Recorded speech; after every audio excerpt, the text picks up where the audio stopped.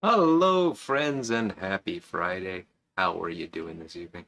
I hope everyone's weekend is off to as good a start as mine. I am enjoying some haunted bookshop in the Matches Memorial Friday 7 Alley, as is the tradition here on the Friday night live stream. How are you guys doing? Let's see, we've got quite a few folks assembled.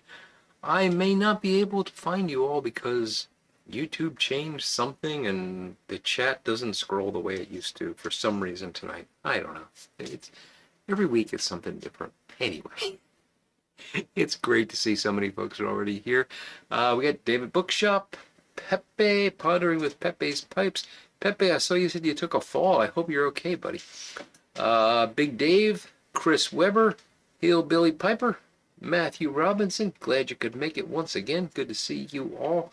There's Poem with the Hubba Bubba, Ruben Steinway, And Signalman Tony from Rhode Island. White Knuckle MTS. Mountain Coffee Outdoors. Paul Rapp. My goodness, they're coming in fast. And Cliff Higgins. Hey, Cliff, how you been, buddy? Let's see. Paul says, good evening, everybody. I hope you all had an excellent week. As soon as I finish dinner, I shall be enjoying a bit of Haunted Bookshop. Fantastic, Paul. Cliff, fair drop-in for old times. Tuesday marks 5 years since we've been farewell to Matt. Yes, God rest his soul indeed, Cliff. Thank you, buddy.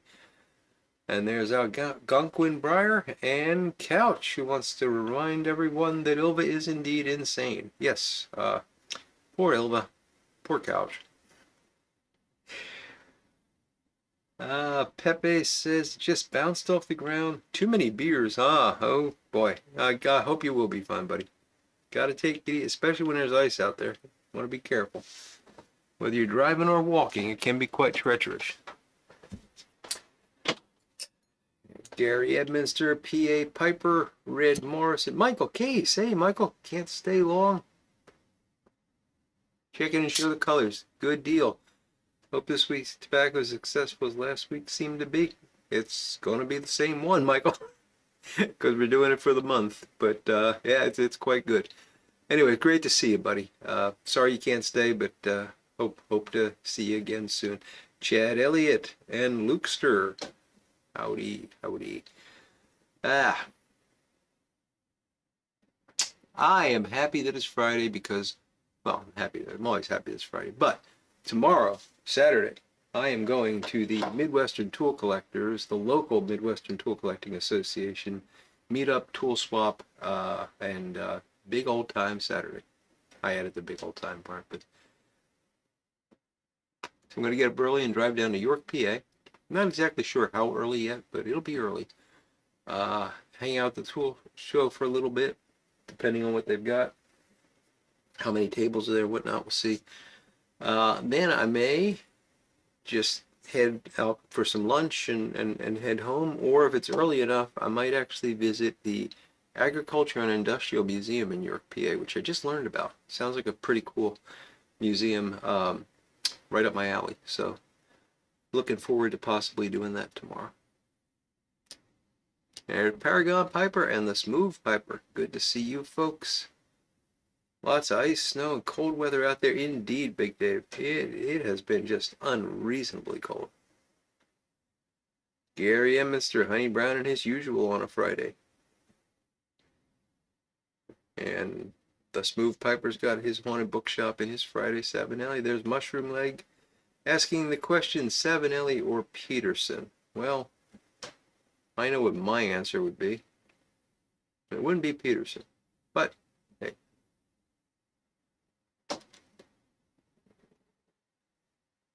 Yeah, Cliff, I think Jay Mouton got something like 10 inches of snow in southern Louisiana, which is crazy.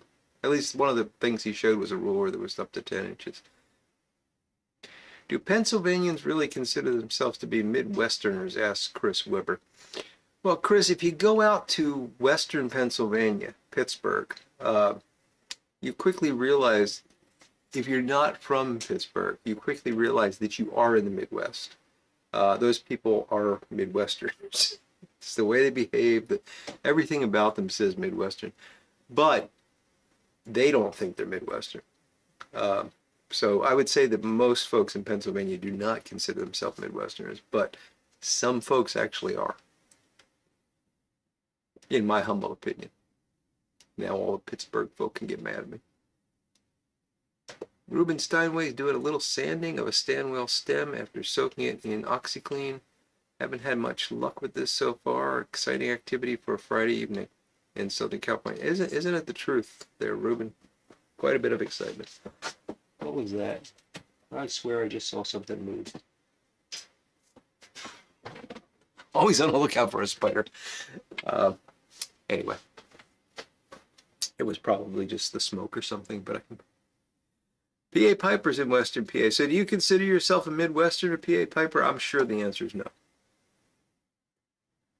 And I don't mean what I said in a bad way. I think there's some very wonderful things about that Midwestern sort of, what's the word I'm looking for? just state of mind, approach to life. You know, it's middle America. It's just real folks being real folks and taking care of one another and being kind to one another and being responsible. And I think that that's the kind of thing that shines through.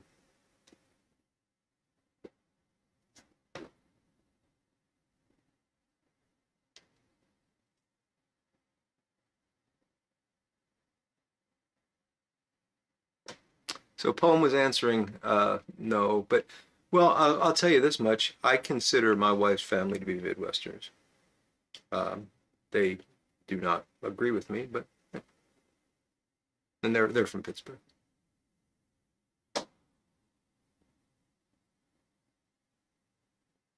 Paul very kindly asking if you would all mind depressing the like button, and that would be a wonderful thing to do. Flint Hill Briar has moved under his pipe persona. Were you outdoor mountain coffee before? I think I remember the connection there. There's Chris Coate checking in from Michigan. And let's see. Mushroom Leg says he hears OxyClean is no bueno for stems. I've never found it that useful, but other folks swear by it. You know, I used to just use peroxide for a while, and then it got to the point where I realized you just need to sand the stem. All the OxyClean is doing is making it more obvious where you need to sand, but you still need to sand. Ochoita, hello, good to see you. PA Piper is 23 miles east of Pittsburgh. Well, you're still too far east then. You don't have the Midwestern thing. I'm kidding. I'm kidding. Spiders are my friends, says Mushroom Leg. Yeah, tell them that.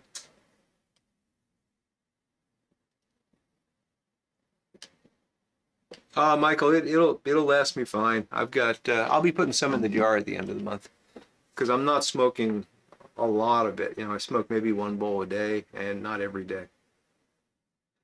Red Morrison's got old Joe Krantz and his 7LE673KS with some Yingling. Yay. I bought me some Yingling today. I'm not going to be drinking it tonight because I bought something else.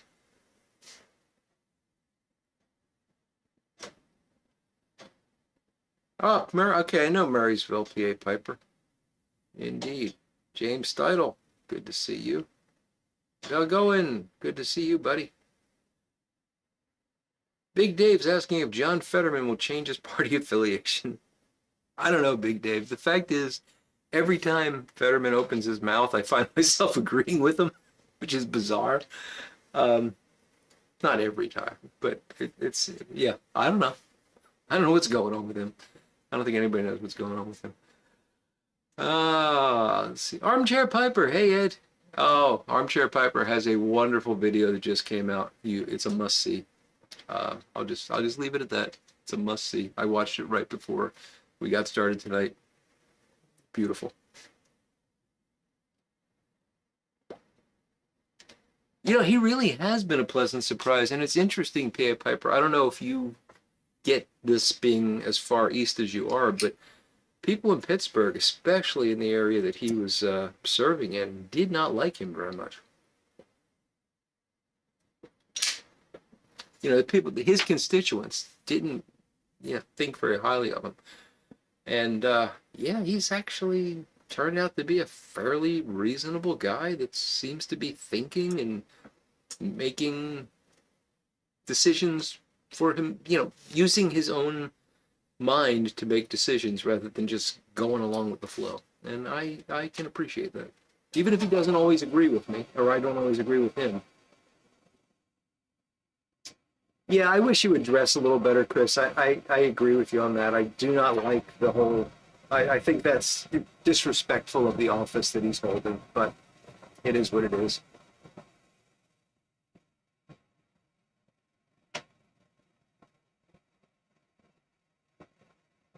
Ruben Steinway, if it's your stem and you don't mind a little discoloration, it's not a big deal at all.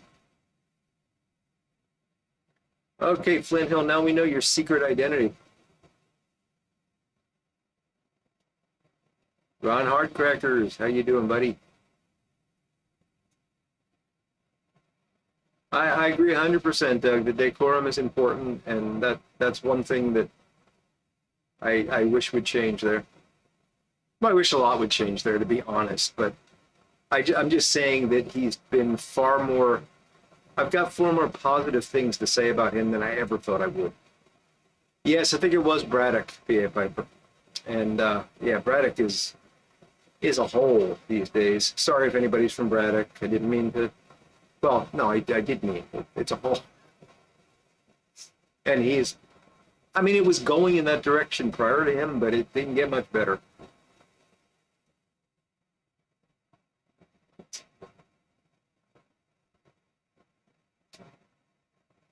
Jeffrey, you know, there's a bad apple in every barrel, as they say.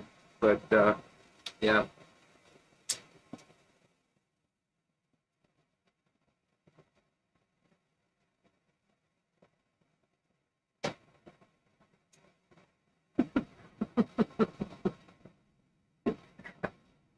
I know, Couch. I know. And there is a bit of that fascination as well that, you know, is he going to go full Frankenstein, as Couch puts it? Uh, well, I got to get a drink going here. So I did stop at the beer store on the way home because I had finished up my last Yingling Black and Tan last weekend. And I stopped at a beer distributor that I had not been to before. It's not new, but it just, I had never noticed it. It's not very far from my house. There's others that are closer, but.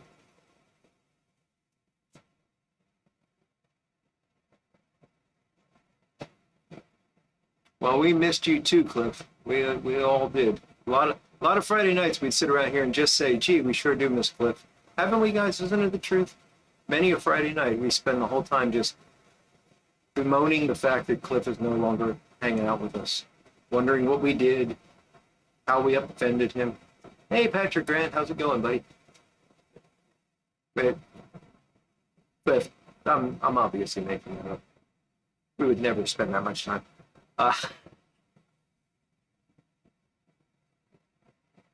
You know, Ruben Steinway, I've seen some pictures that really are curious. Like, you know, his ears were different and stuff, but yeah, who knows anymore. Anyway, so I bought some Yingling, but I also bought a pack of these. North Coast Brewing Company, Old Rasputin Imperial Stout.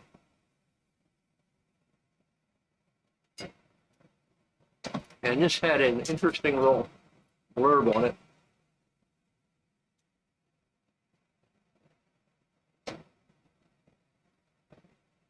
It said, brewed in the tradition of the 18th century English brewers who supplied the Russian court of Catherine the Great.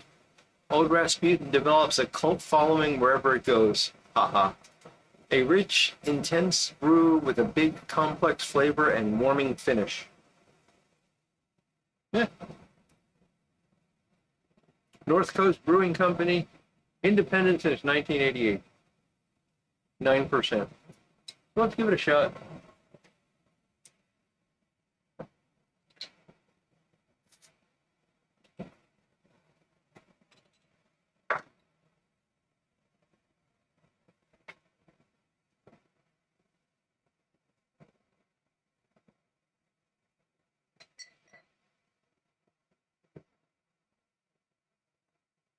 A nice dark stout.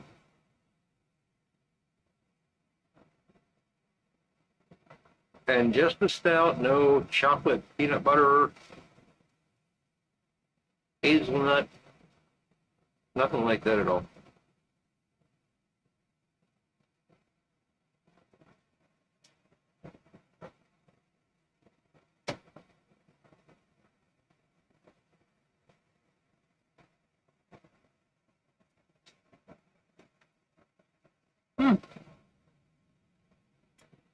It's interesting, a bit more astringent than I expected, but nice body. Yeah, I like that. Anybody know anything about the pork chop piper? I do not, Chris. Anyone else know?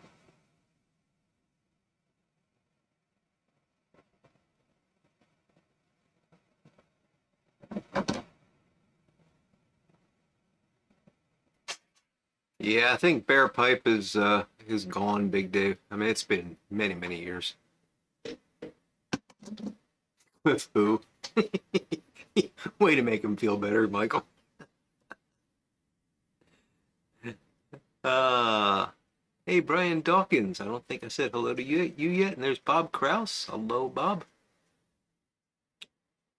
Gary like my pour. Thank you, Gary.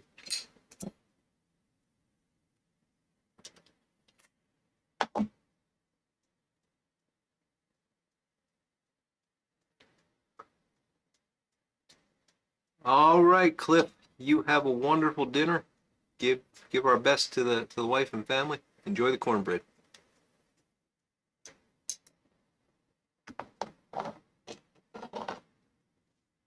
Yes, Peter. You mentioned that to me the other day, and God bless him indeed. So Sarge is apparently retiring after 40 years on the police force.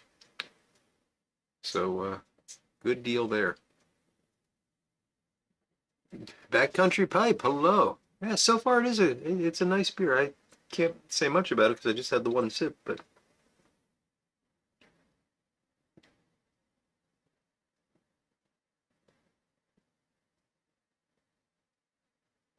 after two sips, I'm pretty happy. That might just be the 9% speaking, but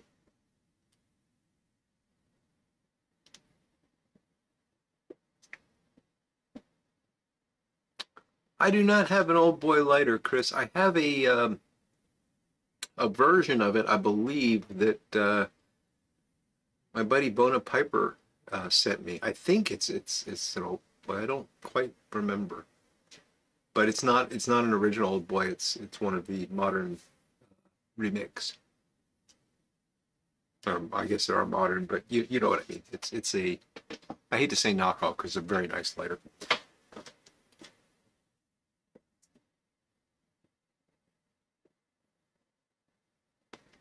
Dry Fly Fisher 11, good to see you, buddy.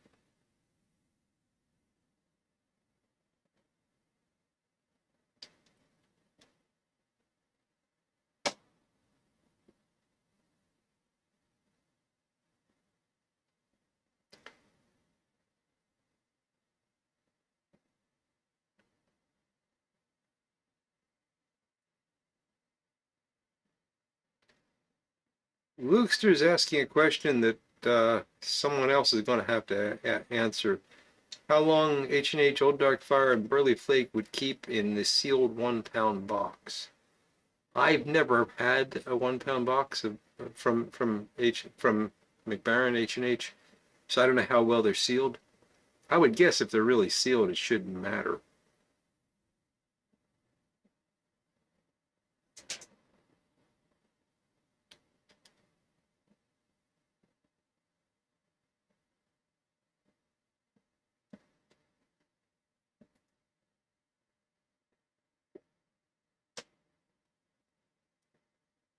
Yeah, I just have to be careful with these 9%. You know, once you get above 7 or so, it starts to hit really fast, and especially if you've not had like a big meal before it.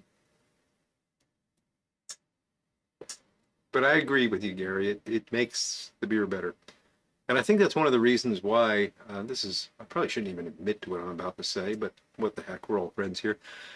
You know, I've drank a lot more IPAs recently than I have in the past. I think it's because of the alcohol content. I think I just, you know, if I want to get that warm, good feeling that you get when you have a couple beers, I can get that after one if it's a double IPA, but I have to drink 2 or 3 Yinglings, and you know, I think it's just an economy of volume.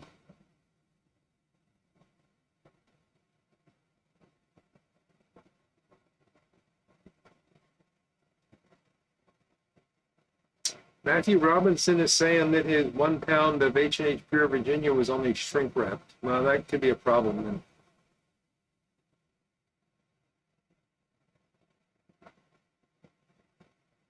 Paragon Piper has given some advice about putting it in a cooler with some Bovita packs. Is it a chewy beer, asks Palm. I think it's kind of on the edge, Palm.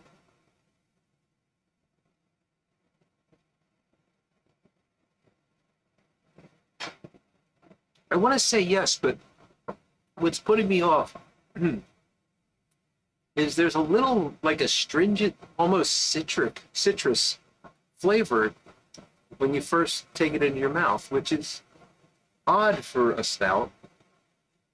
And then as that goes away, it becomes much more stout-like, and you get that sort of uh, almost rusty taste.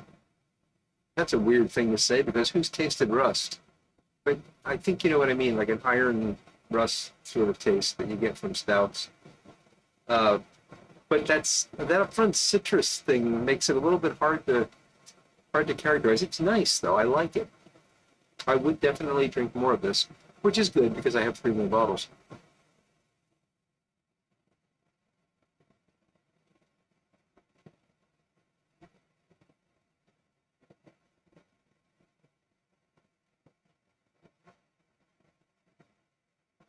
All right, there we go. So Doug is saying that they'll be okay for a couple of weeks, the H&H 1-pound boxes, but after that they should go into airtight, rubber-sealed glass jars.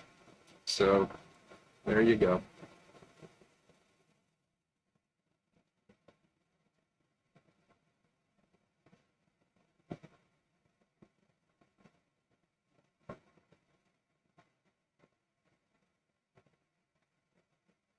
Stouts have coffee notes. Yeah, sometimes they do.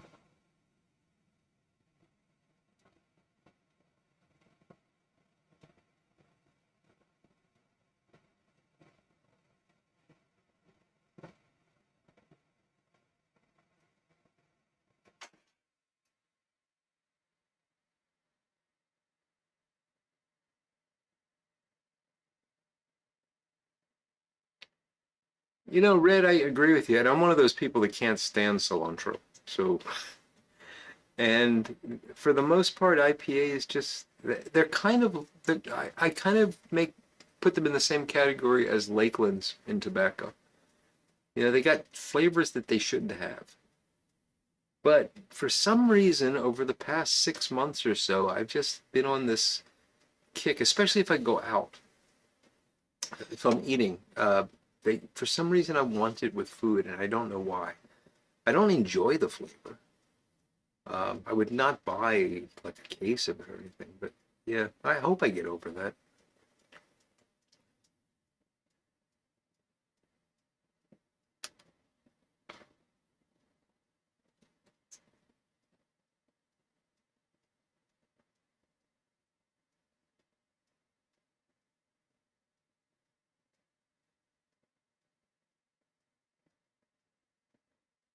Oh my goodness. So Tom is going to need surgery for that knee.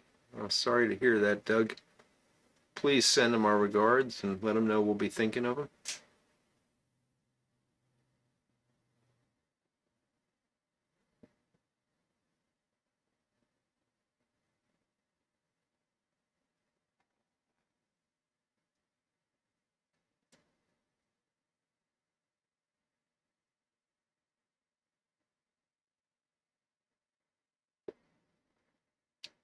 It was quite a speech, Poem. It was indeed. Cilantro infused ice cream? Ugh. Lord Hogarth, that does sound ghastly.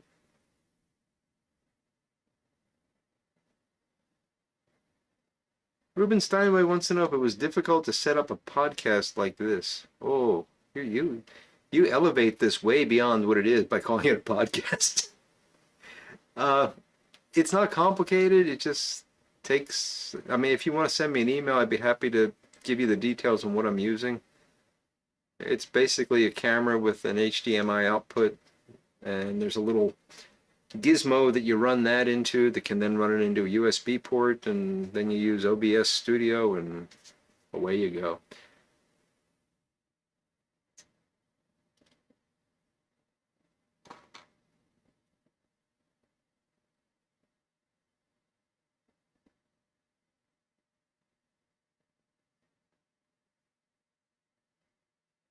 Thank you, Doug. We all appreciate that. It would be a shame for that to happen, Michael, and I've had it happen. Not go bad, but dry out.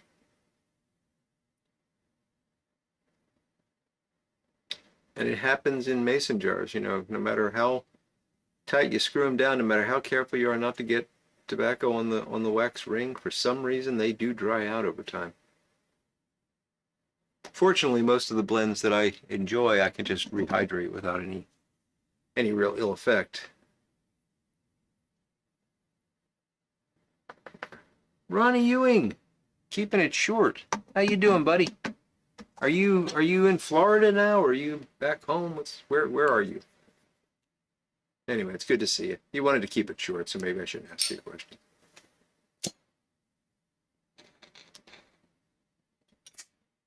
Well, that's the thing, Ron. Sometimes, you know, it's two great tastes that taste weird together. You just don't want that.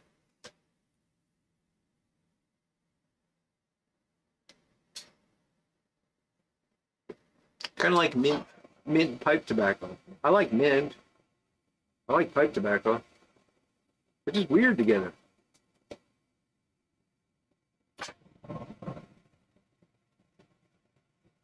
Gary finished up his Don Jose, and now he's on to a Peterson house pipe. It's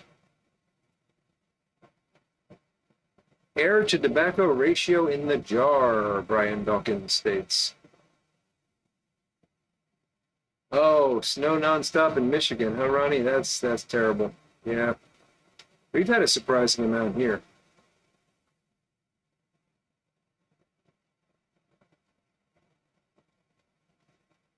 Flavored whiskey, yeah. Backcountry pipe. I'm not a fan of that either. Or like milk and whiskey. Yes, poem. I had forgotten about that, fortunately, and now you brought it back up. How long will tobacco last in the 1 pound bag they ship it in? Steve, it really depends on the tobacco. I keep Haunted Bookshop in those bags for months, many months, and it's not a problem. But, you know, some tobaccos will dry out more quickly. Some have more water in them to begin with. Fancy Pants restaurant that couldn't leave the ice cream alone. Amen to that. Sailor's got some Shandy Gap and a very old Stanwell. Sounds very nice, Sailor. Good to see you, buddy.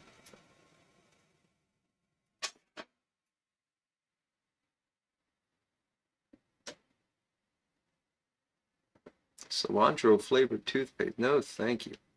Good evening, Millennial Codger. Good to see you.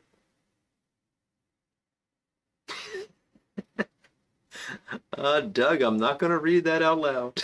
I don't know what it means. I'm just going to leave it there.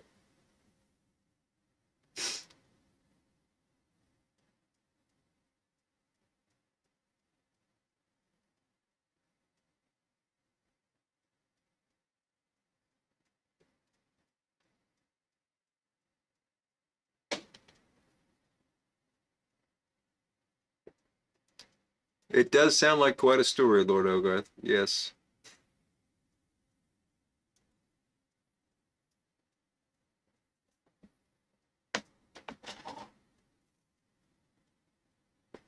Indeed, Ronnie. Love you right back, brother.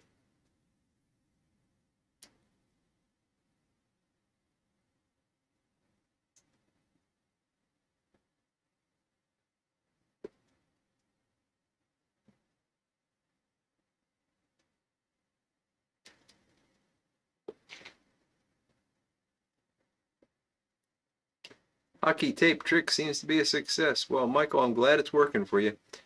And to be fair, apparently that was Bona Piper's hockey tape trick that I had forgotten that he told me about. So. Mushroom Leg wants me to say what is the best REM album.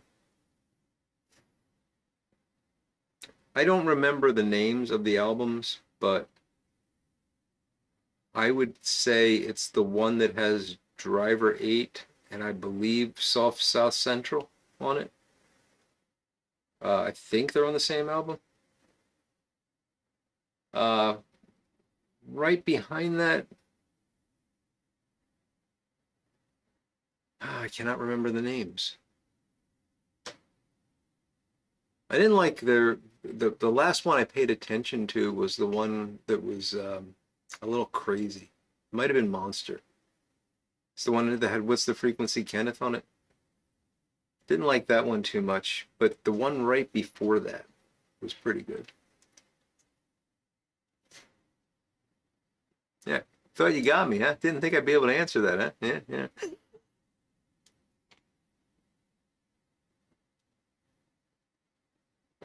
Chris Code, how would you rank Haunted Bookshop, Old Joe Krantz, Pegasus? In exactly that order, Chris.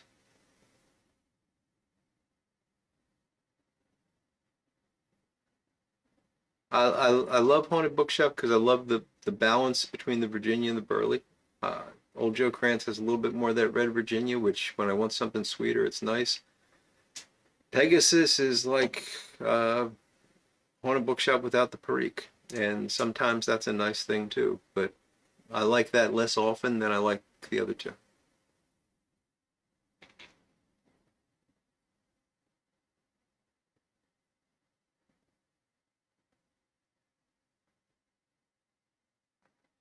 Were they the acid cigars you're thinking of, Paragon Piper? Those things were horrible.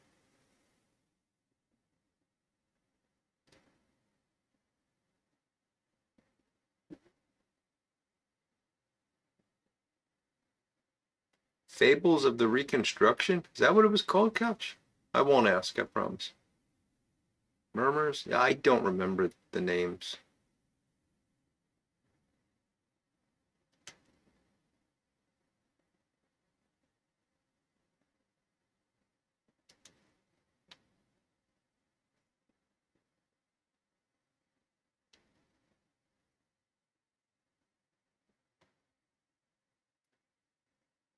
Okay, and other than the four REM fans out there, you're going to think the show's really taking a nosedive after this, but um, what was their best song? Or what's your favorite song? And that's a tough one, but for me, I really like the Sidewinder or Sidewinder Sleeps Tonight, whatever that's called. I just love how upbeat that song is and how complex it is. Like you can imagine so many different stories, and it it's got that uncertainty to it where you're not really sure what it means, but that leaves you free to make up all sorts of things that it could be about. I like that song. And that likely concludes our REM portion of the show tonight. Oh, they inspired acid, so this is something prior to the acid aftershave flavored.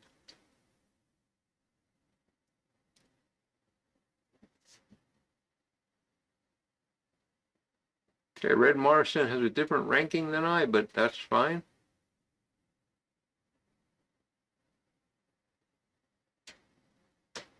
Doesn't Billy Joel manage REM? I don't think so, Jeffrey. I don't think anybody manages REM anymore.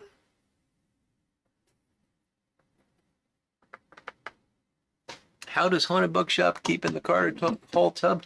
Well, at the rate that I smoke it, it keeps just fine. I take it out of the bag, put it in that tub, and I smoke until the tub's empty. Driver 8's a good one too, Mushroom Leg. Definitely a good one. Imitation of Life, I'm sure I'd know it if I heard it, but I can't think of it. Man on the Moon's another good one, Ochoita. Yes, very good. Don't know Strange Currencies. Losing My Religion and Everybody Hurts. Everybody Hurts, that's a good one. Losing My Religion, I just was a little too poppy for me, but yeah, it's a good song.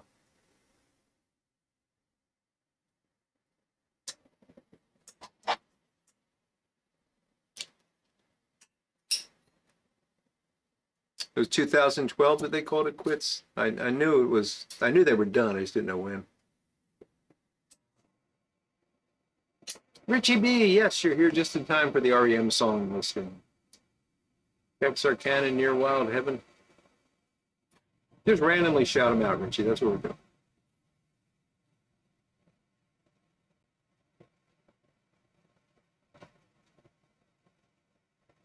I mean, Soft South Central is good too. I like that kind of a song where you're getting just enough detail to create this it reminds me of the way Hemingway would write, right? It was very minimal. It gave you just enough, and then you filled in the rest. And every time you read a Hemingway story, you can have a different outcome because of that.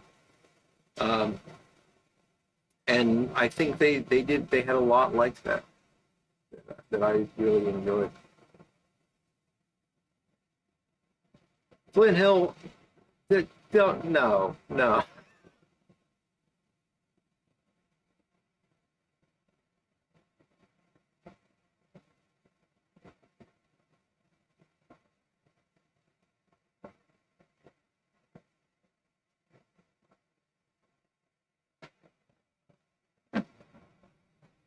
And that's one of the reasons I think Billy Joel is. Doug, should I go down this road? I think Billy Joel's overrated because everybody points to Piano Man and says, "Oh, it's a classic. It's such a great song." Yeah, but it lays out every single detail for you. It's like you're watching a movie and there's no you're just a spectator. And that doesn't draw me in. That's just elevator music to me. And but that's me. I know a lot of people like it. Aqua Velva Panatella. Yes, Michael.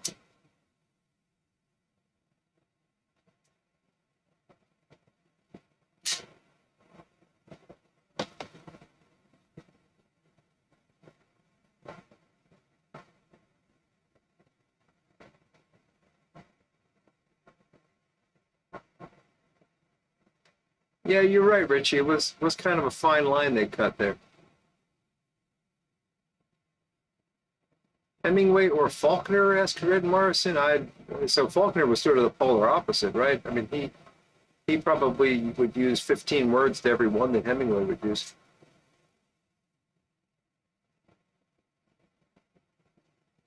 Too cold to go back out in the garage. Oh, the poor bug's all alone, Ronnie. How can you do that?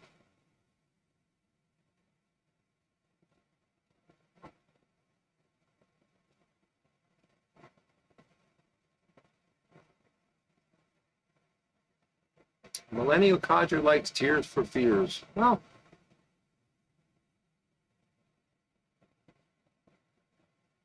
I can name one Tears for Fears song, I think. Don't know New York State of Mind poem, but I'm sure it's fine. Night Swimming was a good one.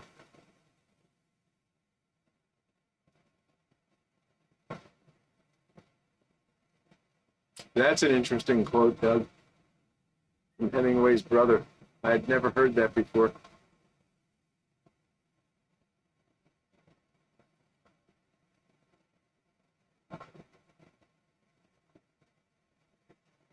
Old Spice Stogie, says Gabe. Yes. Piano Man is hot garbage, according to Mushroom.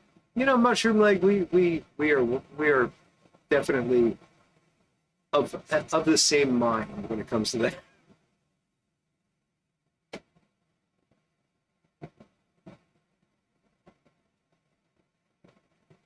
Justin asked, "Am I a fan of Whitman?" I'm assuming you mean Walt Whitman.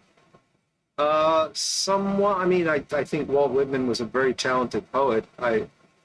He's not my favorite poet, but I have nothing against him.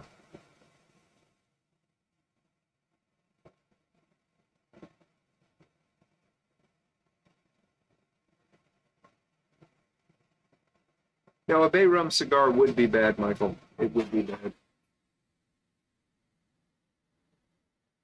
That's the one I was thinking of, Paragon Piper.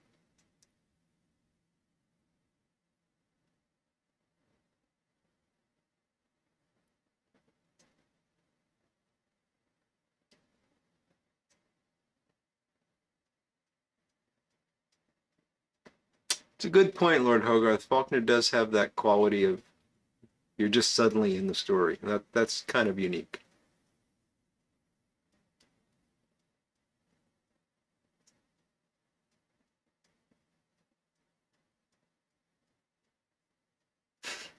Well, maybe he meant Whitman chocolates, Richie. That's a good point. Doug likes the Whitman sampler. Yeah, okay. Do they still make those? Those things were like the default gift when I was a kid. Like, oh, it's your grandmother's birthday. We have to go pick up a Whitman sampler. I remember the little chocolate delivery man in the middle.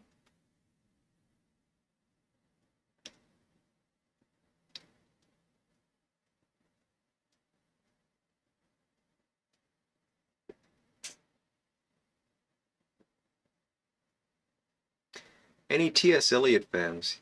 He is probably my favorite poet.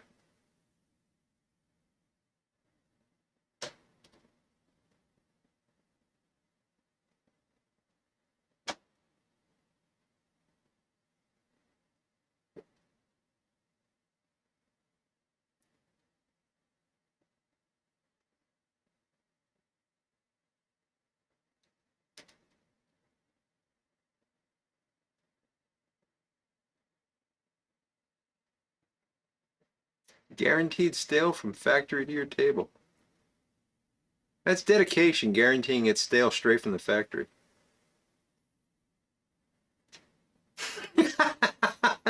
You're right, Lukester. You're absolutely right about that. It's the middle class version of fruitcake. Ah, Steve got one a few weeks ago. Okay.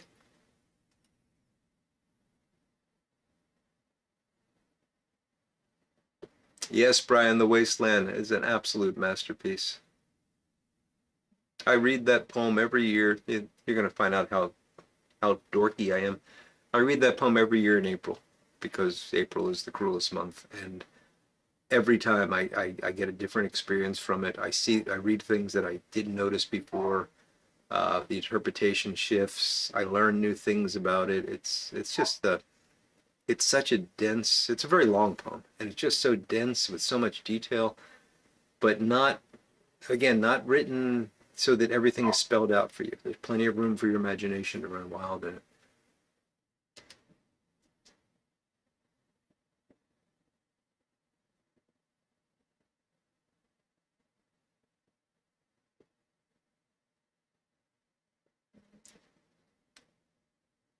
Yeah, exactly, Red, that the reward is getting it.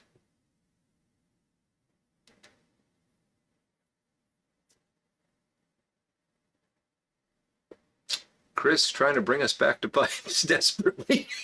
And I don't blame you, buddy. What blend do you like in the morning with coffee? Ah, lately I've been smoking the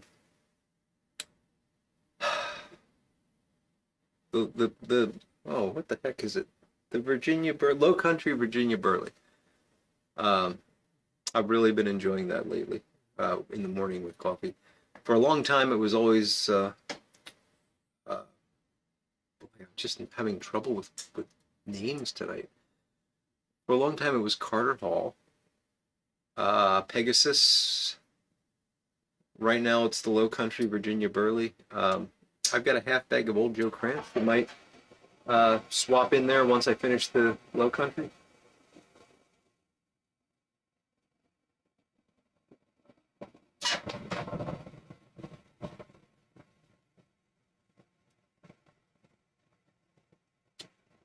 Wadsworth, the sheep of the Lake Countries. There you go, Michael.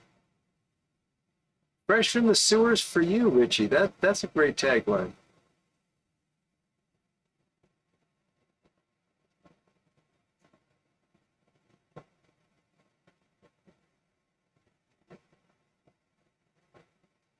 Nights in White Satin from the Moody Blues. There you go.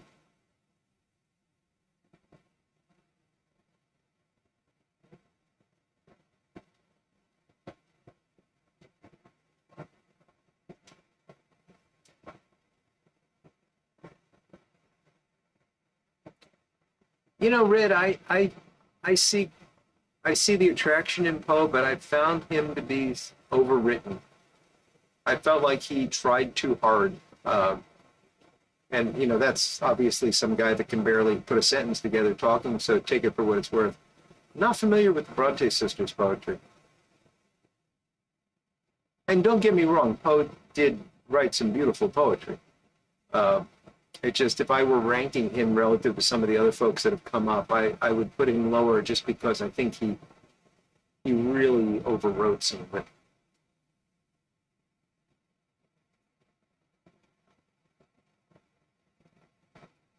But there's things I love, like his use of alliteration in the Raven, you know, the silken sad, uncertain rustling of each purple curtain. I think it's beautiful. It's haunting.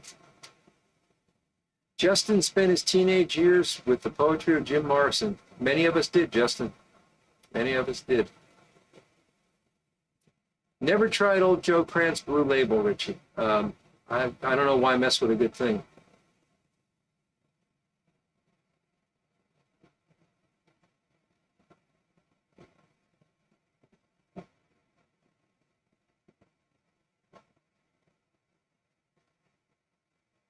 Haven't read much Larkin, Lord Hogarth, but thank you for the recommendation.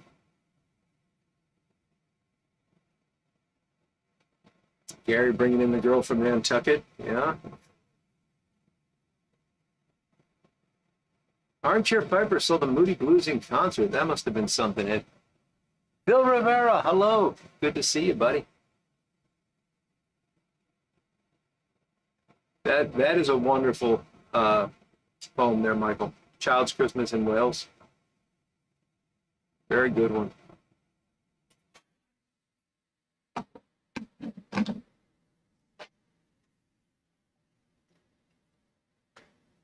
Whiter shade of pale is not bad at all. Well constructed, yeah. I agree with you, Doug.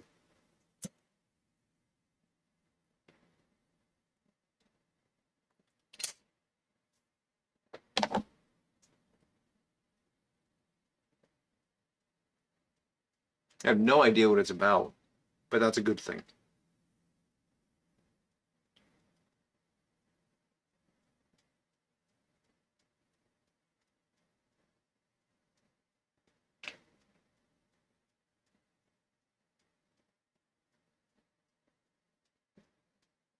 Patrick Grant also saw the Moody Blues live. Lucky guys.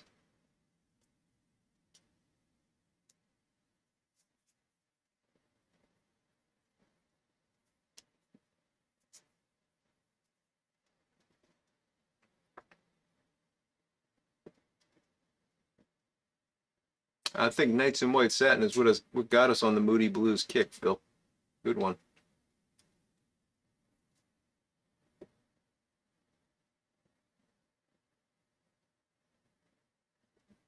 Oh, Kiss Live, yeah.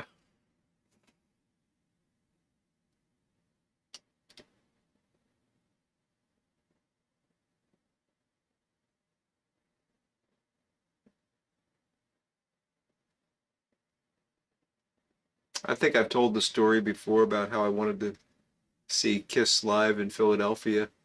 Everybody, all my friends were going, and I wanted to go so bad, and I had the money for the tickets and everything, and my mother wouldn't let me go. Never forgave her for that.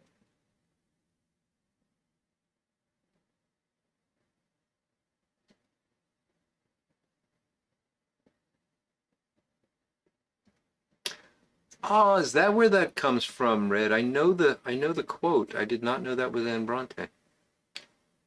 He that dares not grasp the thorn should never crave the rose. Beautiful.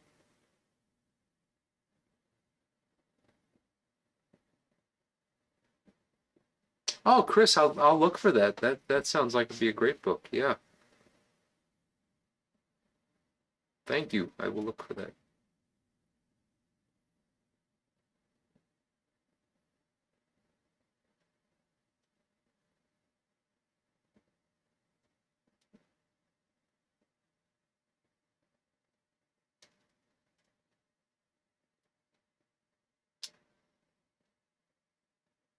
Oh, Phil, I've been my grandfather for a long time then. I mean, that's we used to hang out together when I was a kid. Like we drive back and forth from Philadelphia to Wildwood, New Jersey every weekend starting in May because my grandmother would move down there to stay in their house and my grandfather would still work and I'd still be in school. So he'd go every weekend. It's a 2-hour drive, and then we'd get up early on Monday morning, and I'd be back in time to go to school. So we do that May through when school stopped in June. And he always listened to that kind of music on the radio, jazz from the 40s and the 50s. And yeah, I just basically grew up on that stuff.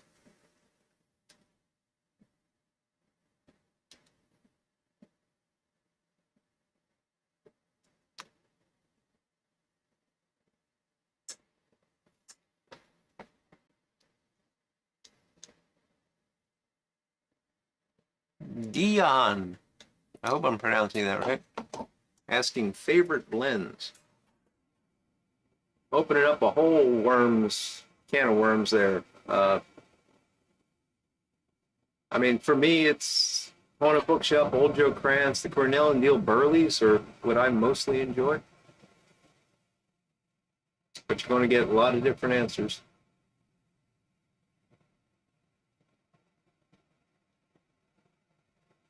That Country Pipe's got some Glenmorangie 10. Nice.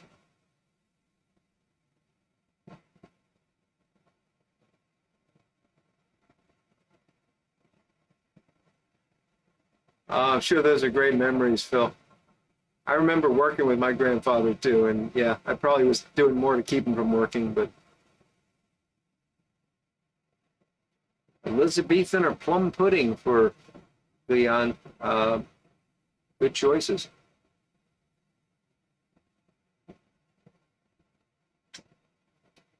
J. Marley Hopkins. Yes, I am vaguely familiar with Manley Marley.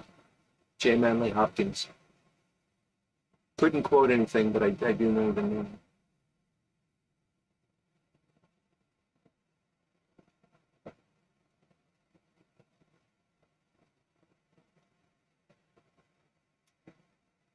Red Morrison asking, is there a Cornell and Deal Burley blend that I think is underrated or not talked about enough?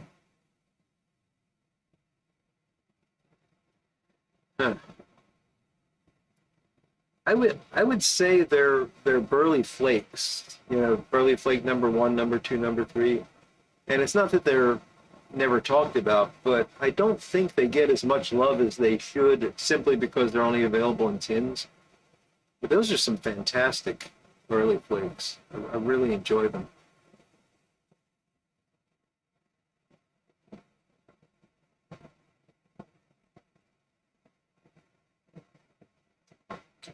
Tinderbox Philosopher for Ed. We could have predicted that, Ed. But it's good that you got a blend you love. I mean, everybody should have that one. Doesn't mean you can't smoke a lot of other stuff, but you should have that one, I think. And sometimes it takes a lifetime to find it. And yes, those are two you won't hear indeed, Doug.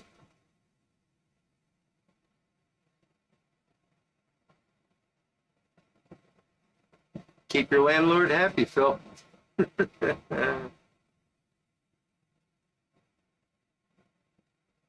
Paul Rapp says that Russell Let's Winding Brook is a nice blend. Haven't heard of that one, Paul. But haven't been paying much attention to the newer ones. Chris Weber says, all right, help me out. I've tried 4 C&D blends so far, and I haven't really liked any of them. What am I missing? Apparently taste, Chris. Sorry. Yeah, Chris, they've got a huge number of blends, as Lukester's pointing out, and I don't know which ones you tried. I can name quite a few of them that I don't like. Mostly they're aromatics, but just it may be the style. I mean, their Burley is unique, so if they're Burley blends, you just might not like their Burley. Low Country Natural Virginia Burley for Patrick. Yes, it's a good one.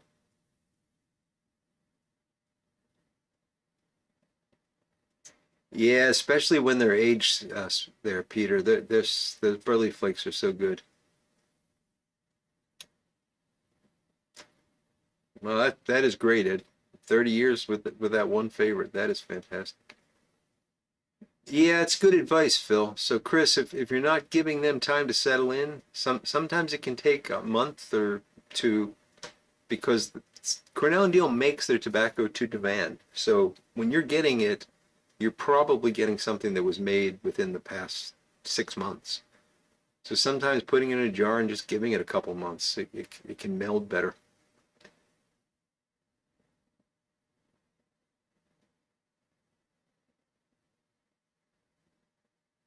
No, I'm wrong, Chris. That was just mean, but I thought it was funny.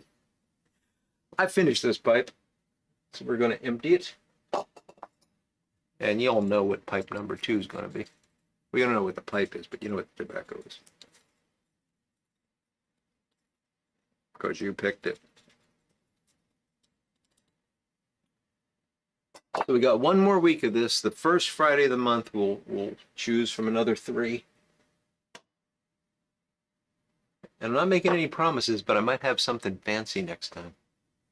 Not next week, but in 2 weeks' time.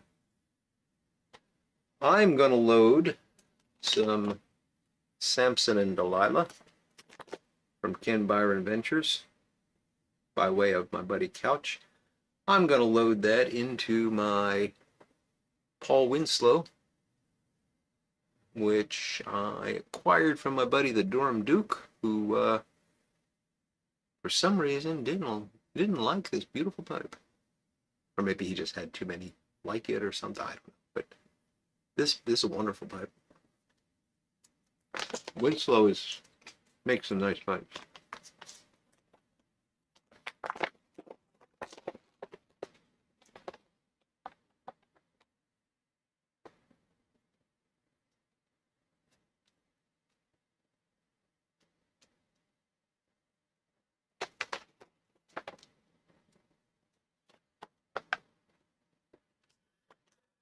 Sailor's asking if the prices of Cornell and Deal tobacco increased substantially recently. They increased substantially over the past year or two, mostly due mostly due to taxes, I believe. But I don't think they've increased recently, although I haven't been tracking it that closely.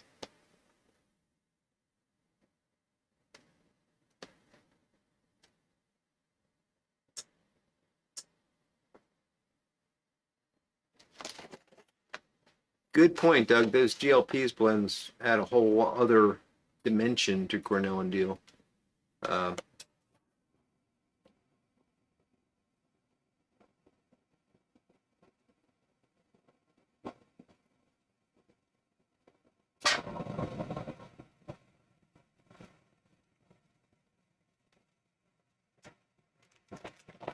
Yeah, this is a nice thick walled pipe. It is quite beautiful. Yeah, I think it's a looker.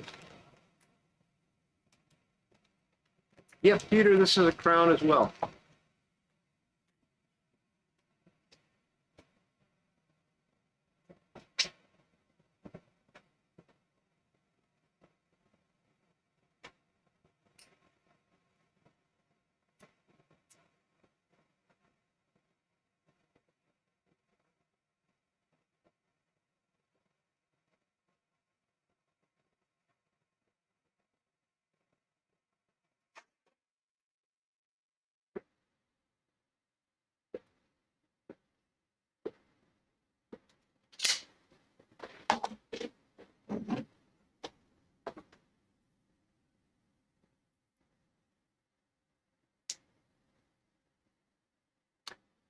Maltese Falcon is one of the few Latakia blends that I really can enjoy, Paul. I haven't had it in a while, but it's good stuff. It's very smooth and got deep Latakia flavor. It's a nice blend.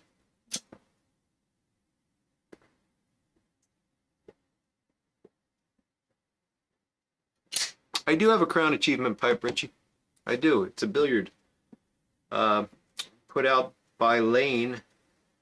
It's actually, I always forget who was responsible for the Stummels, but they were old Stummels by a company that began with an H, and somebody cleared this up for me a couple years back, and I of course forgot again. They're they're just wonderful pipes. So Lane got a hold of them, got them finished, and yeah, it's a wonderful billiard.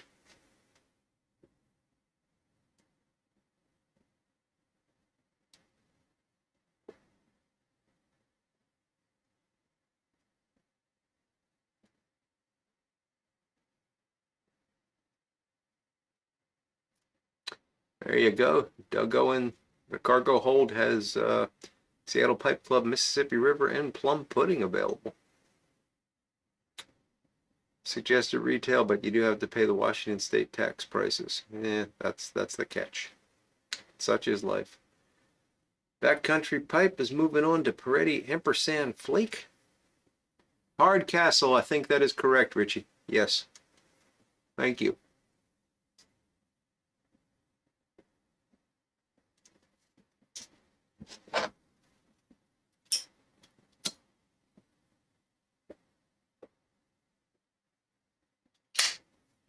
You know, Patrick, I'd like to agree with you that I love everything that GLP's blends, and I certainly have not tried a lot of his blends, and I realized that recently that he's got a huge line that I know nothing about. So I really would like to explore that more.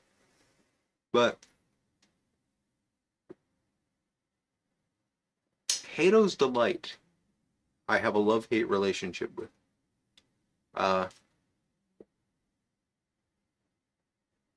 I don't know. There are. I've opened tins of that, and I've like really enjoyed a couple bowls, and then thought, why am I smoking this? And I go back and forth with it. And yeah, just something about that one. Other GLP's blends I thoroughly enjoy throughout the tin, but that one for some reason I go back and forth on it.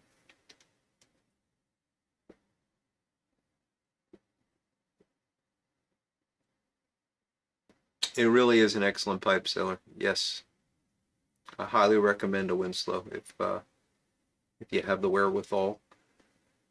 Yes, Michael, she is back. She's upstairs. She actually went grocery shopping tonight and came in just before I got started. So uh, she is back, and all is right with the world.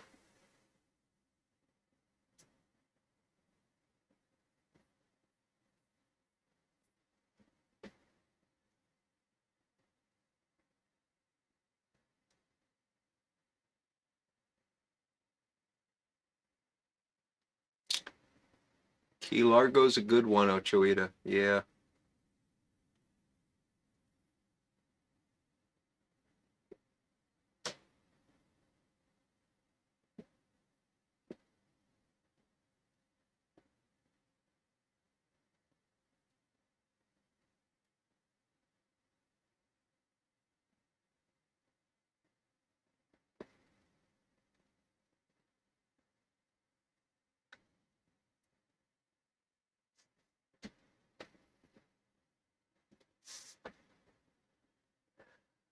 I, Paragon, I'm the same. Not a lot of Kia fan, and I can't say that I've actually had. No, I did have Sparkplug, and yeah, I enjoyed it. Not one that I would probably seek out, but it was not bad. Jackknife Plug is good stuff, creator. The Ready Rubbed is good too, but the Jackknife Plug I like. Gaslight, I've only had Gaslight in a 50-50 mix with Haunted Bookshop that my buddy, I think it was Mark in Rhode Island, said that to me, which was very nice. I really enjoy that stuff. Yep, Cigar Leaf and Key Largo indeed, PA Piper.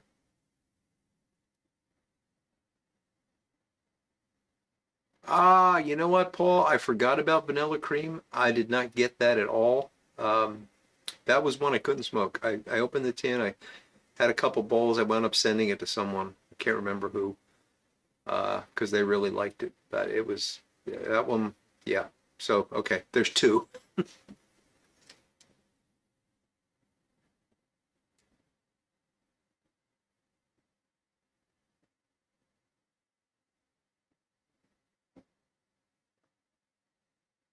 Interesting, Red. Yeah, it could be the Orientals for sure.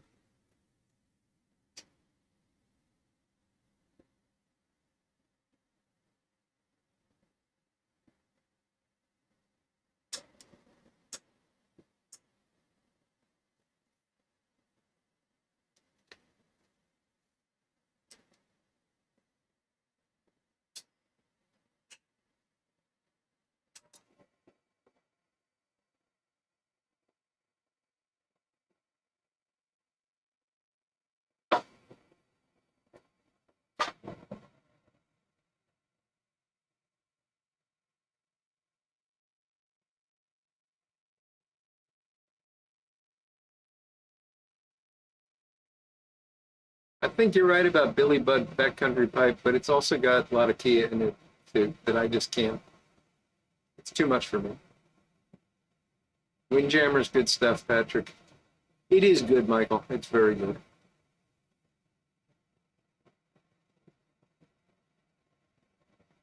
And I think I get to keep her for a while because she doesn't like driving in winter weather.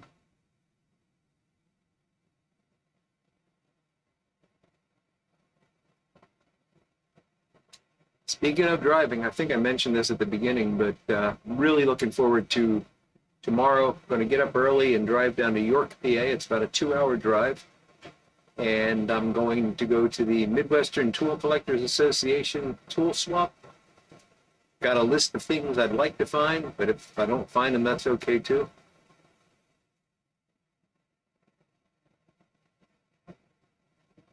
I agree, Couch. Do you want us to lobby for that?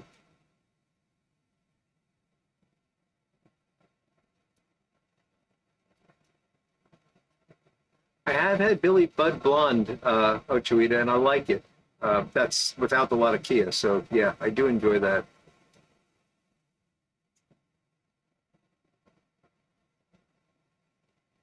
So yeah, I really enjoyed this show, and I look forward to it every year. And then I get there, it starts at 7 o'clock in the morning, and I get there at 7 o'clock in the morning, and I'm done with it in under an hour.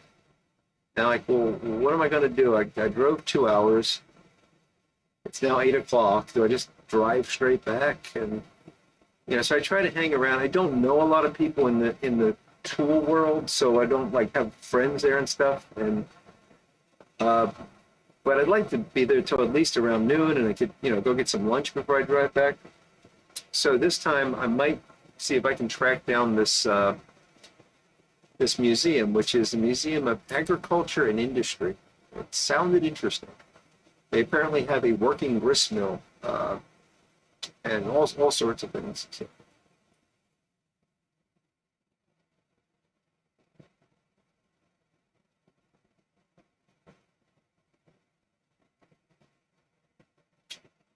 Lukester's kindly asking, what tools am I looking for? Nothing I need, just like things that I want to add to my collection. And I do collect tools, I'll admit to that. I really like distance saws, and I've got as many distance saws as any man should own, but I'd like to get a distance saw jointer, which is just a little chunk of cast iron that holds a file so you can even out the teeth of your saw before you sharpen it. It's just something I'd like to have, so that's pretty high on my list. And there's a few other things, some blades for plow playing, just some little odds and ends. But of course, you never know what you're going to see.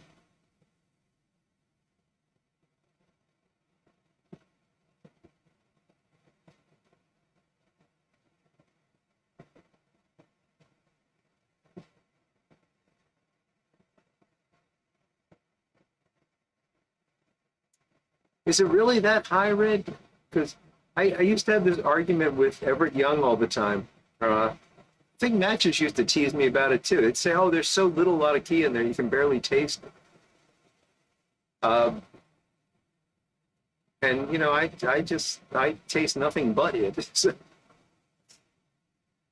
I do enjoy a pipe on the drive, backcountry pipe, absolutely. That's one of the best parts about it. I've got coffee and a pipe, and just relax, and it's an easy drive. It's not too tricky. Not any big highways. You can take pretty much back roads the whole way, and just enjoy yourself.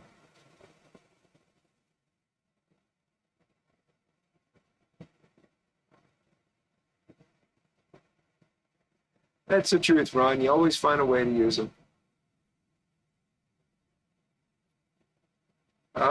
Axes. That's a whole interesting area that I know almost nothing about. It's one of the great things about this show, though. There'll be tables, and people will bring their collection, and like a guy will have his axe collection, and there'll be like 150 axes there, and I know nothing about them, but just looking at them, and he'll have like little cards pointing out that if you look at the marquee on this one, it's slightly different than the one that was made 20 years later, and things like that. I just love that kind of stuff, even if I don't retain it. I just like seeing it. And there's people that collect the strangest things. There are so many people that collect braces. Forbidden brace, the things that you use to drill holes with the big bits. Now I understand they do accumulate. I probably have about 8 of them, and I can't use but one. But they for some reason accumulate. But there are guys that have hundreds of them, and it's pretty cool.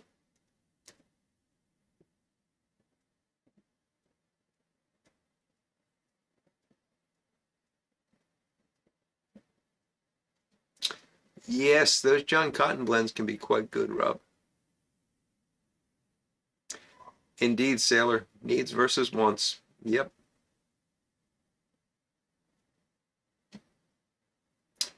Creator of the boundless universe, I think it would have absolutely no effect whatsoever. We are such a tiny minority of pipe smokers that they don't care.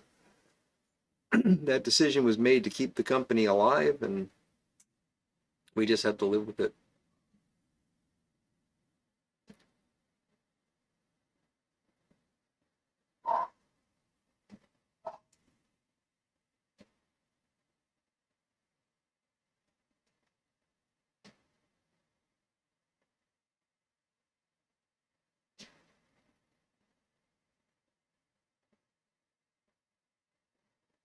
I don't know, Big Dave. I refuse to say I collect pipes because when I think of somebody, like I own saws that I just simply don't use. I have them just because I think they're neat. I have marking gauges that I'll never use. They're completely impractical, but I like them. That's collecting. I don't have any pipe that I'll never smoke. So I think of it differently.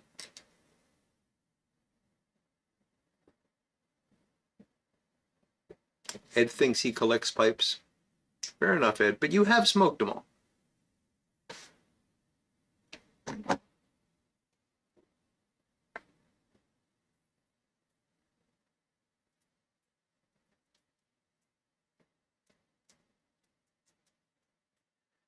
I have gone dry fly fisher. I have gone to the show in Lancaster. Unfortunately, there's a show in Somerset, which is much closer to me, that I think is this weekend, or maybe it was last weekend. I can't remember. But it was just too close to the tool collecting meeting for me to go. But yeah, I might go to Lancaster. We'll just have to see.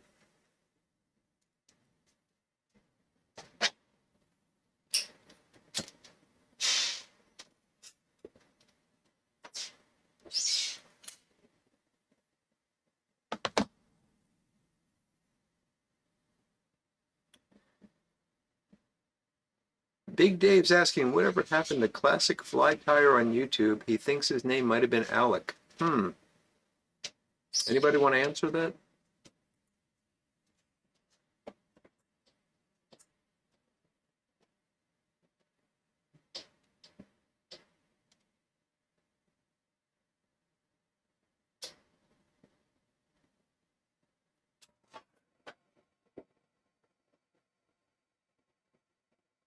Yeah, so if you've smoked them all, Armchair Piper, I don't think you're a collector. I think you're a gatherer.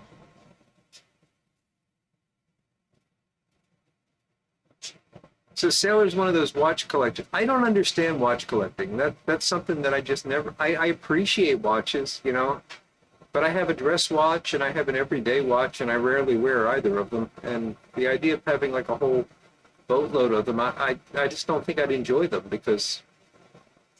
But I know a lot of guys love to collect watches.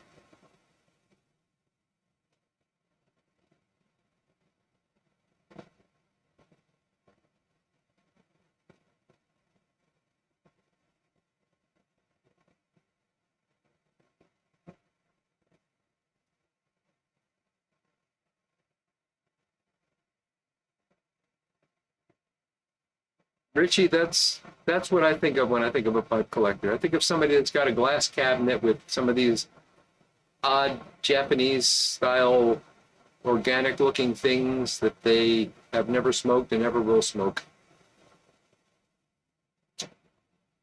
Hot Wheels, Corgi toys, and Dinky toys. I know what Hot Wheels are, Brian.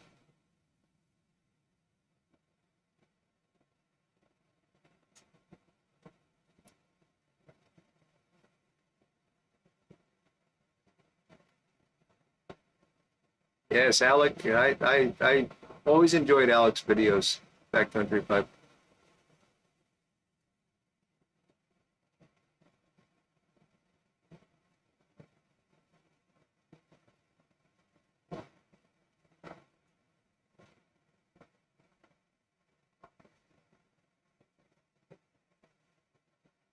I might be called a book collector, Red, simply because I buy them and read them, and or sometimes read them, and they just accumulate. I never throw them away. I just can't part with them.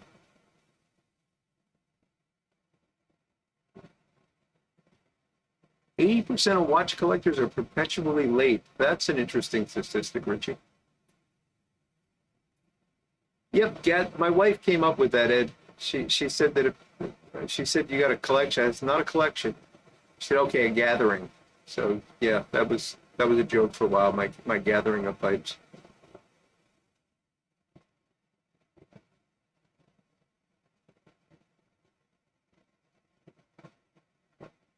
It was sad, right? Flatfisher 11. I really enjoyed those. He had some really cool things about like some very unique vices, and yeah, it's a lot of fun.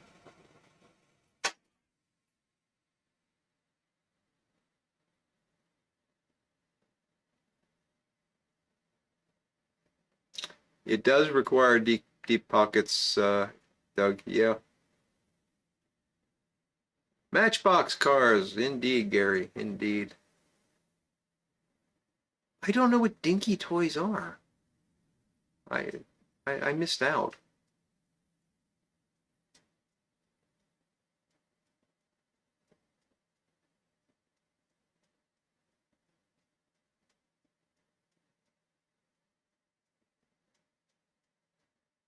Book buying and book reading are two different hobbies. There you go.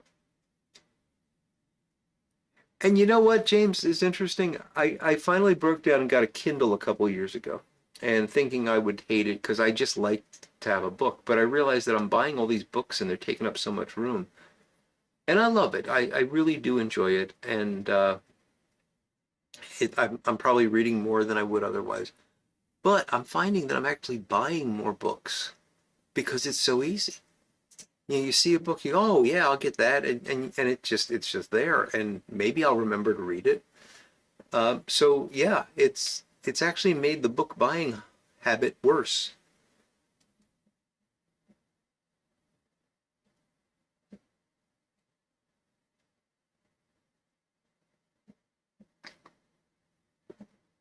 Richie, it's a work in progress.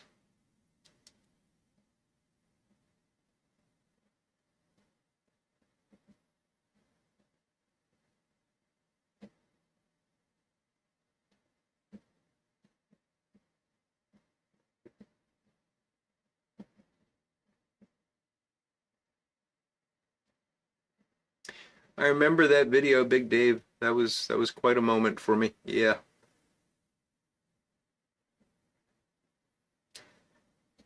Magic, why have a library full of books you've already read? Because you might want to reread them. Plus, you develop an emotional attachment to it. Dinky toys are Matchbox toys. Okay. I'm too young for Matchbox toys? Yeah. Okay, that's rare, but yeah.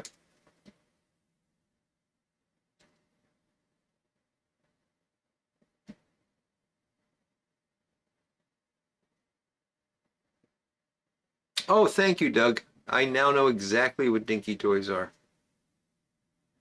I also don't know what Corgi toys are, but somebody's just going to tell me they're Matchbox toys, so.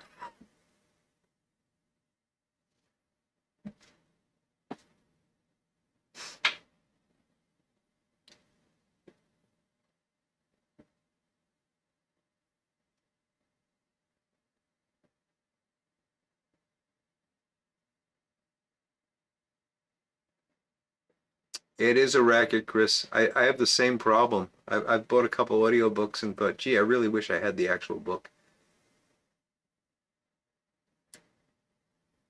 Jeffrey Payne, glad to see you, buddy. Oh, that's really cool, Big Dave. I'm glad that video brought us together.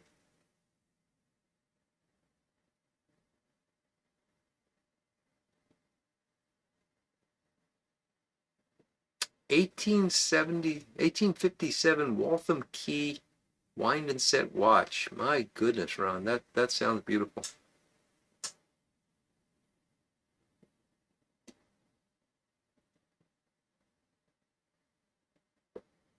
Hey, Richie, I'm young all over.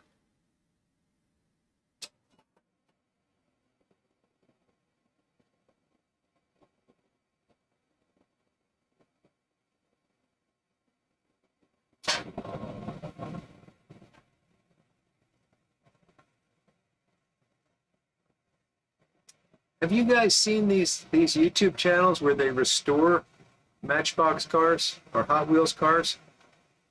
It's really kind of interesting to watch.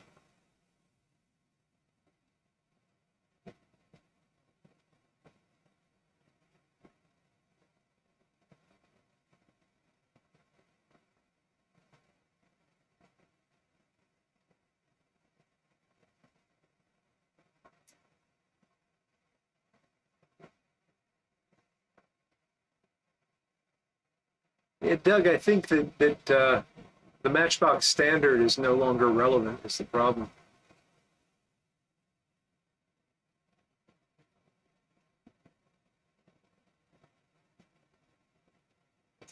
Oh, that's a cool story, James.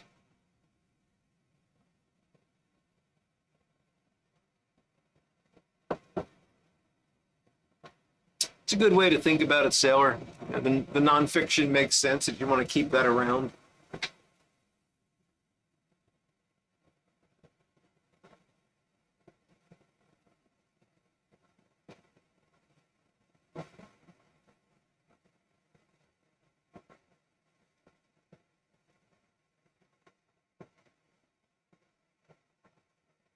Marty's Matchbox Makeover. That's one of them, Big Dave. Yeah.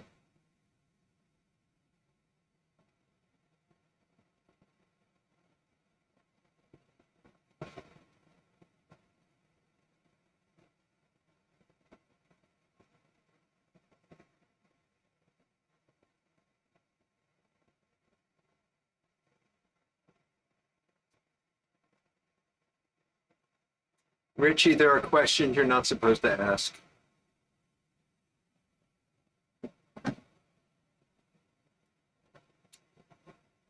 Lionel trains, my goodness, magic. Yeah, I had those when I was a kid, and if there's one thing I would get into collecting, but my wife would shoot me because I've got too many hobbies. But yes, I really like those.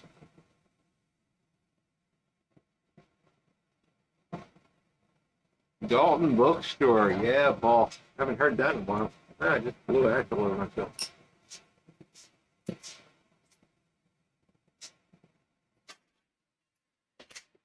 Time has flown, Patrick. It has. Borders was another one. Yeah. I think Borders might have been the earliest one that I can. Borders or Dalton was one of the earliest sort of big chain bookstores that I remember.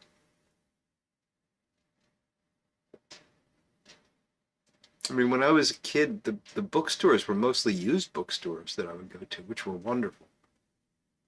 There was one in Philadelphia on South Street. I don't know if it's still there. It was a two-story um, bookstore somewhere around. Oh, I don't know. I don't want to give a Third and South, something like that. It was a huge store, corner store, and I used to love going in there because they would just have everything you could imagine, and you could pick up it's a used book, but you get a book for $3, $4, and it was wonderful.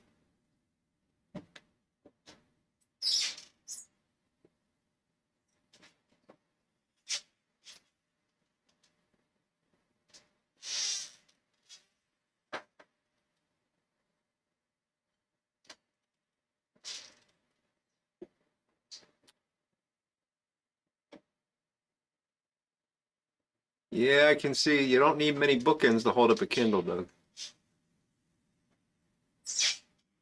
All right, Ed. Thanks for joining us, buddy. You take care and have a great weekend. And folks, do check out Armchair Piper's latest video. It is wonderful.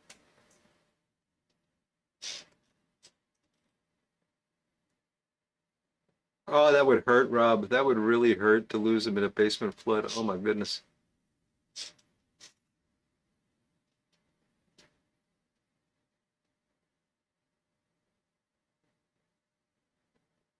Crosh and I don't know that one, Michael.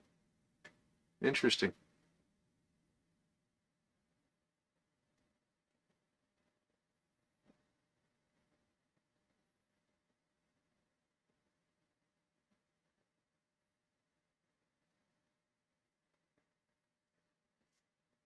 Yeah, those used bookstores are wonderful. And there's some good places online too. There's one of them is called Abe Books, ABE Books. There's another one that I've used quite a bit, and I use those if I'm looking for, like I do have quite a collection of classic fly tying books. So these are books that were written mostly in the 40s, 50s. That I like because I like tying those old classic patterns and I like getting the original descriptions of them. And those sites like Abe Books are great resources for finding those kind of things.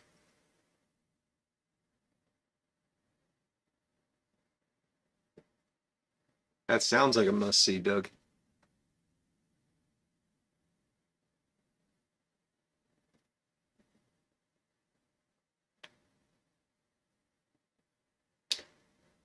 They do not change, James. It's a good point. All right, PA Piper, thanks for joining us, buddy. You have a great weekend.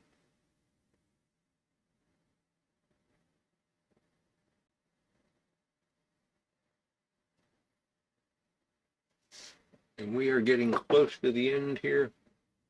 I'm getting close to the end of this pipe, actually. This Samson and Delilah is just really good stuff.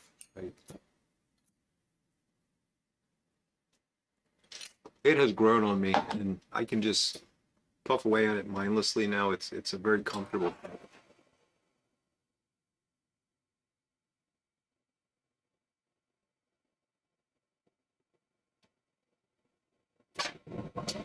I missed out on an early edition Flint Hill that I still regret not buying. It wasn't an early edition even. It was a pre-edition of Datus Proper's book, What the Trout Said, which is an amazingly good book on fly fishing. If you're a fly fisherman or you want to be a fly fisherman, you should get Datus Proper's What the Trout Said. This was his draft that he submitted to the publisher, and it had like his margin notes in it and stuff. And I almost bought it, and I thought about it, and I went back the next day, and it was already bought, and oh, that hurt.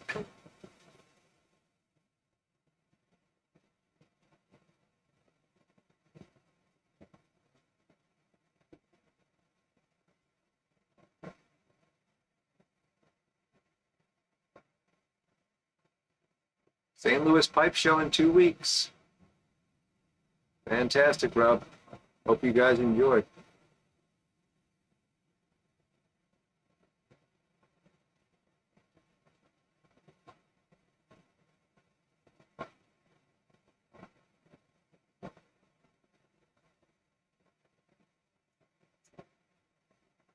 Yeah, if you're into fly fishing, you'll enjoy a backcountry pipe.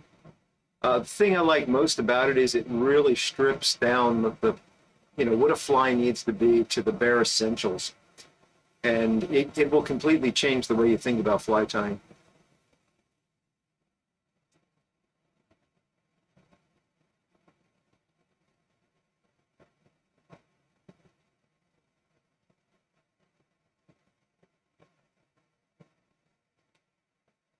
Well, folks, I do think we have reached the end, and I have almost reached the end.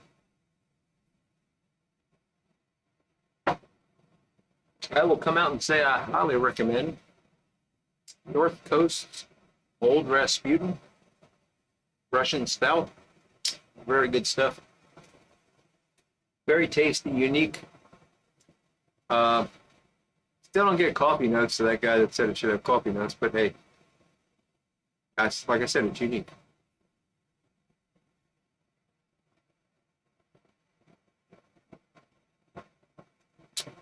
Oh, that is cool, James. That is very cool.